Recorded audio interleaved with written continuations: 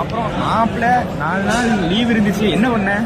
இந்த மிக்கி 17 ஒரு படம் நான் ரிலீஸ் ஆயிருக்கு, அதுக்கு போயிட்டு வந்தேன் தேட்டரில். நம்ம காந்திபுரத்தில் ப்ரூக்ஸ் போனியா? ஏன் நல்லாவா இருந்துச்சு அது? செம்ம படம். கண்டிப்பாக திருப்பூரில் இருக்காது, தேட்டரில் இல்லைன்னு தெரியும், இருந்தாலும் பரவாயில்ல. கோயம்புத்தூர் வந்து ப்ரூக்ஸில் பார்த்துட்டு சச்சிலாம் பேசுகிறாடி. 60 ரூபா டிக்கெட் படத்துக்கு நான் 20 ரூபா செலவு பண்ணி பார்த்து வர்றேடா. பரவாயில்ல, 200 ரூபா செலவு பண்ணி 270 ரூபா செலவு பண்ணி படத்தை பார்த்துட்டு வரோம். 200 ரூபா செலவு பண்ணுறியோ 270 ரூபா செலவு பண்ணுறியோ அது முக்கியம் இல்லை. படம் சினிமா. நம்ம யாரு பிஸ்காம் ஸ்டூடெண்ட்ஸா? கரெக்டு, பார்த்தே ஆகணும். சரி, நான் அந்த கதை என்ன கதை சொல்கிற அளவுக்கு நீ வேற ஏதோ நான் பார்த்தேன் ரீசெண்டாக தான். நீயே விஜயெல்லாம் பார்த்தீங்கன்னா இன்ஸ்டாகிராமில் லெட்டர் பாக்ஸில் 5 ஸ்டார்ஸ்லாம் கொடுத்து வச்சிருக்கீங்க. அவ்வளோ ஒர்த்தா இது? சத்தியமாக வருத்தமா அப்படி it is worth each and every penny of your பாக்கெட்டா. அப்படியா? என்னது இங்கிலீஷ் என்ன கதை? என்னது? அதாவது இந்த ஒருத்தனை வந்துட்டு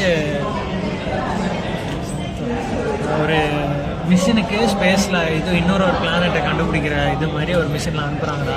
ஓகே. அதில் வந்து அவனை கண்டுபிடிச்சி ஒருத்தன் வந்து தெரிஞ்சோ தெரியாமலும் அந்த மிஷினில் வழியாட மாட்டிக்கிறான். அவன் போய் எப்படி என்ன பண்ணுறான் அதெல்லாம் வச்சு ஒரு மாப்பிள்ள பெண்ணு சும்மா தானே வச்சு கொடு. ஓகே. ஆட இவன் வேற ஆகுனா பெண் இல்லைன்ட்டு மாப்பிள்ள நீ ஏதோ சொல்லிட்டு இருந்த, ஏதோ பேசிக்க போறானா, இது பண்றானா, என்னாச்சு?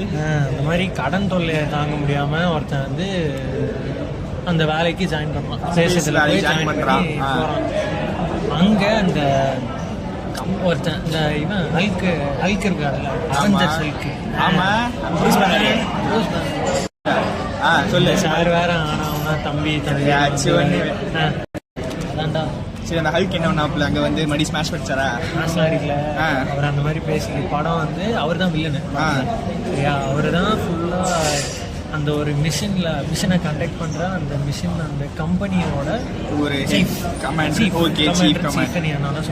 அந்த மாதிரி ஆள். அவர் தான் ஃபுல்லாக இந்த தப்பான எல்லாரையுமே வந்து எப்படி சொல்கிறாங்க, க்ளோனிங் மாதிரி பண்ணுவாங்க. ஆமாம், ஒருத்தனோட இது மாதிரி.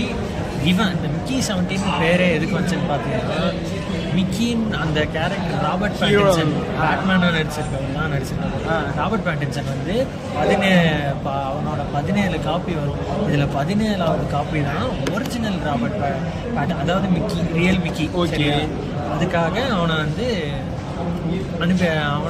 அந்த மிக்கி என்ன ஆகுது, அவனுக்கும் மற்ற காப்பீஸ்க்கும் இதுக்கும் வேரியஸ் பர்சனாலிட்டிஸாக மற்ற காப்பீஸ்லாம் டிஃப்ரெண்ட் பர்சனாலிட்டிஸோட கிரியேட் ஆயிடுது. அதுக்கும் இதுக்கும் இவனுக்கும் பிரச்சனை வருது. இதுக்கு நடுவில் அந்த மிஷினை போய் எப்படி தடுக்கிறான் என்ன அப்படிங்கிறது தான் கதை.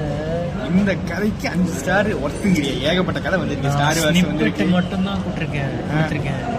நீ படத்தை பார்த்துட்டு நீயே சொல்லு. பார்த்துட்டு சரி சொல்றேன், அந்த 5 ஸ்டாருக்கு ஒர்த்தா இல்லையா நானே சொல்றேன், வெயிட் பண்ணி. ப்ரோ என்ன சொல்லுங்க, என்ன சொல்லி இது ரெக்கார்டு எப்படி ரெக்கார்டிங் முடிச்சிட்டீங்கன்னு கேள்விப்பட்டேன். அவ்வளோதான். இந்தாங்க இந்த ரெக்கார்டை பிடிங்க, எழுதுங்க. அவ்வளோதான். நான் டவுட்னா கேட்குறேன். Okay bro. எப்போ முடிச்ச ரெக்கார்டு என்ன சொல்கிறேன் அப்படி if I'm not wrong 2 weeks before ஒரு 4 நாள் லீவ் வந்துச்சுல, அப்போ கொஞ்சம் எழுதி முடிச்சிட்டேன் மாப்பிள்ள. ஏண்டா யாரா நீ போன வாரம் கூட 4 வாரம் வந்தது, அப்போ உட்காந்து முடிச்சிருக்கலாம். ஏன்டா முன்னாடியே முடிச்சுட்டு உட்காருங்க. நல்லவனா மாப்பிள்ள? நம்ம நல்லவன்லாம் கிடையாது, நம்ம ஆக வெளிதான். இந்த மாதிரி நேரத்துலலாம் இந்த வேலையை முடிச்சாதான் மாப்பிள்ள கடைசி நேரத்தில் பஞ்சாயத்து வர. நீ முடிச்சியா? என்ன பண்ண? முடிக்கல.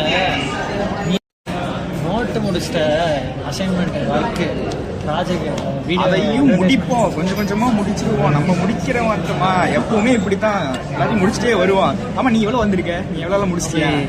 ப்ராடக்ட் ஷூட்டு டன்னு, அப்புறம் ஸ்டோரி போர்டு டன்னு, அந்த மாதிரி ஒரு சிலர்லாம் மட்டும் டன்னு. ரைட்டிங் ஒர்க்கு பாதி டன்னு முடிச்சிருவேன். சரி, ஸ்கிரிப்ட் ரைட்டிங் எவ்வளோ வந்திருக்கீங்க?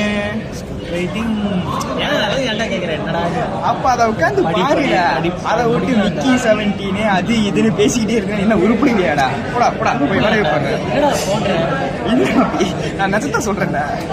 இருந்தாலும் நீ முடிச்சிட்டியா? நம்மள ரெக்கார்டு எல்லாம் முடிச்சாச்சு. உட்காந்து கொஞ்சம் தான் இப்பதான்டா நான் உட்காந்து எழுது மாப்பி.